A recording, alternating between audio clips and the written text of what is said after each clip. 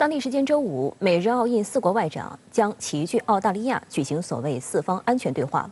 美国国务院毫不掩饰地指出，此次外长会重点讨论的话题之一就是中国。对此，中国外交部回应称，希望美国等有关国家少给地区国家关系添油加醋。值得注意的是，立陶宛外长也专程前往澳大利亚，赶在此次会议前与澳外长佩恩举行会晤。涉华以及涉台海问题是否被谈及，也成为了外界关注的焦点。美国国务卿布林肯已于周四抵达墨尔本，这是布林肯自去年9月见证美英澳达成奥克斯合作协议之后首访澳大利亚。访问期间，布林肯还将会见澳大利亚总理莫里森以及澳日印3国外长，这也是2019年以来第4次4国外长会议。布林肯在前往墨尔本的途中对随行记者表示，美国在外交方面正在实行双轨策略，应对俄乌危机仍是当前美国外交努力的中心，但印太地区事务是美国持之以恒的聚焦点。对于布林肯此行，美方官员并未掩饰针对中国的成分。美国国务院亚太事务助理国务卿康达则在此前的吹风会上称，四边机制外长会将讨论所谓中国挑战。对此，外交部发言人赵立坚在周三的例行记者会上强调，美国所谓民主人设早已崩塌，却仍强迫他国接受其美式民主标准，以民主价值观划线，拼凑小集团，这是对民主彻底的背叛。而中国求和平、谋发展、促合作，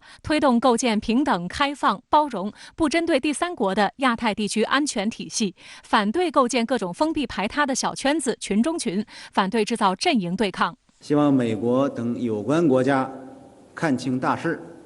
放平心态，摒弃冷战思维，少给地区国家关系添油加醋，多为地区和平、稳定与繁荣添砖加瓦。分析指出，美国总统拜登上任以来，亚太事务成为重中之重，一系列的布局主要就是服务于印太战略，以应对中国。而美日澳印4方机制与美英澳3边安全伙伴关系，共同构成了美国推进印太战略的2大重要平台。除带有准军事同盟性质的 AUKUS 之外，在拜登政府积极推动下，4方安全对话已经大幅升级其运转水平。去年举行了首次线下峰会，除了传统的海洋安全及反恐合作外，还聚焦气候变化以及供应链合作等。相对具有实质性和具有这种标志性意义的就是4边机制。那么相对来说 ，AUKUS 它属于一个安全的核心机制。我觉得未来它的这个作用和它是否能够成型还有待观察。可以看出来，我觉得美国下一步会把这几个战略进行一个重新的排列组合，不同这种分工和这种定位，同时会加强他们不同机制之间的一个互联互通。外界注意到，在美国印太战略2大平台中，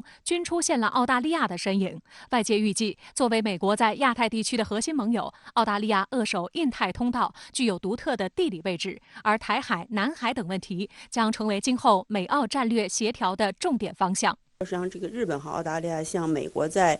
亚太或者印太地区的一个双锚。那么实际上，美国在很多这种传统的安全啊，包括一些经济方面的合作方面，我觉得对澳大利亚的这种器重还是比较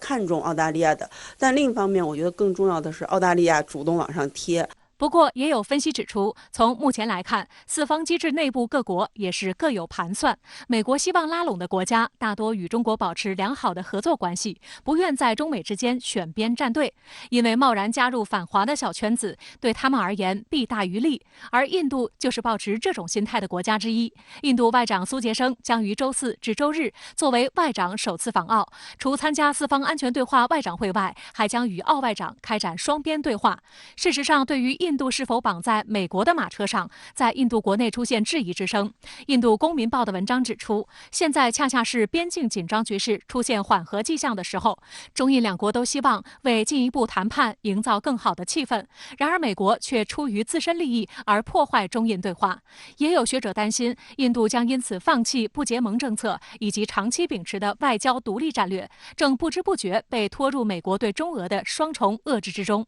由于实际上美国本身在这个本地区的安全啊，这个政治外交影响力还是比较大的，所以我们看到一些地区国家不得不试图要避免选边站，但不得不在很多事情上要进行表态，对于整个无论是地区的一种合作啊、对话的这种方向啊、目标，都会造成一些阻力和一种破坏地区和平的一种现状。引发外界关注的还包括立陶宛外长兰茨贝尔吉斯赶在此次四国安全对话前访问了堪培拉。当地时间周三，在与澳外长佩恩会谈后，双方召开联合新闻发布会。兰茨贝尔吉斯声称，立陶宛和澳大利亚一样，都是中国将经贸手段作为所谓政治工具的例证。澳外长佩恩虽然给予立陶宛一定的支持，但他明确表示，澳大利亚仍致力于一个中国政策，不考虑给台当局所谓驻澳机构改名。立陶宛应该做的是正视客观事实，纠正自身错误，回到坚持一个中国的正确轨道上来，而不是混淆是非、恶意炒作，更不是拉拢其他国家联合对话。在结束了四国安全对话后，美国国务卿布林肯还将出访斐济，这也是自1985年以来，美国国务卿首次访问这一太平洋岛国。据悉，两国还将召集并共同主办与太平洋岛国领导人的虚拟会议，聚焦气候、新冠疫情和灾害援助等问题。舆论认为，太平洋岛国中的一些国家处于所谓第二岛链，有较强的地缘战略意义。美国需要不断强化西太平洋军事部署。此外，拜登政府也担心中国在太平洋岛国持续增加的影响力，力图避免发生战略版图的塌陷。推动印太战略以来，实际上这个南太国家一直是美国认为比较重要一个地区。那么加上它的盟友澳大利亚一直认为南太地区是它的后院。但总的来说，我自己判断南太国家在这种对美或者是对华的政策来说呢，我觉得还是从本国利益出发吧，所以他的表态可能会比较慎重一些。未来实际上这些国家最关注的仍然是经济发展问题。